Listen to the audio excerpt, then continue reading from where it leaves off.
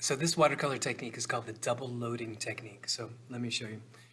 With our brush here, to load it means to fill it with color, watercolor.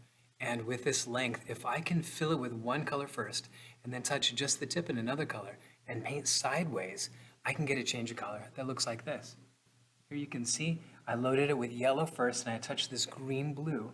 Then when I paint sideways like this, you can see that color will change from one to the other. If I go back and forth, you'll see this gradation from one color to another just with one stroke.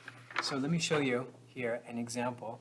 I've got my really old color palette here, and I've got some water on the side, and I've got this Asian style ink brush, which is so great for watercolor. These are my favorite, really. And with this brush, I'm going to fully load it in this yellow that I've prepared and wipe away some of the extra small pieces. And then I've got this reddish orange color here.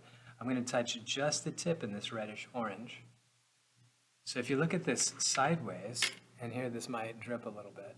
Sideways you can see red in the tip and then yellow fading up. If I paint one stroke sideways, you'll see this red to yellow fade. And if I go back and forth like that other example,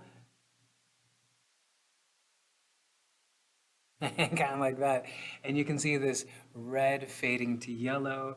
I can change this in lots of different kinds of things, but you've got this gradation, so you've got this great 3D effect, this roundness on the small scale with just one stroke. So what can you do with this? It's up to your imagination. This is the double loading watercolor technique.